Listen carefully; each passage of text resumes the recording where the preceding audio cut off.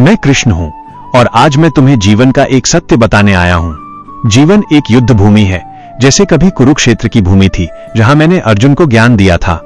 आज वही कुरुक्षेत्र तुम्हारे जीवन में भी है। तुम्हारे सामने भी संघर्ष है, कभी असफलता का डर, कभी लोगों की बातें, कभी भविष्य की चिंता। लेकिन सुनो, जिस दिन तुमने अपने डर से ऊपर उठकर कर्म करना सीख लिया, उसी दिन तुम्हारी जीत निश्चित हो जाएगी। क्योंकि मैंने गीता में कहा है, अर्थात तुम्हारा अधिकार केवल कर्म करने में है, फल की चिंता करने में नहीं।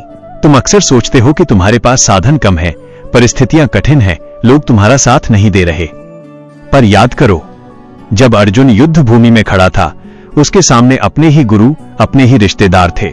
उसके हाथ कांप रहे थे, उसका मन भय और मोह से भर गया था। वो युद्ध छोड़कर भागना चाहता था, लेकिन तब मैंने उससे कहा, हे अर्जुन, यह समय डरने का नहीं है, यह समय अपने धर्म और कर्तव्य को निभाने का है। और जब अर्जुन ने अपने मन के भ्रम को छोड़ दिया, जब उसने अपने कर्म पर ध्यान दिया, तभी वह महान योद्धा बन सका। आज मैं तुमसे भी वही कहता हूं, यदि जीवन में कठिनाइयां हैं तो समझ लो कि तुम्हें मजबूत बनाने का समय आ गया है। यदि लोग तुम्हें रोक रहे हैं तो समझ लो कि तुम्हारे अंदर कुछ बड़ा करने की शक्ति है।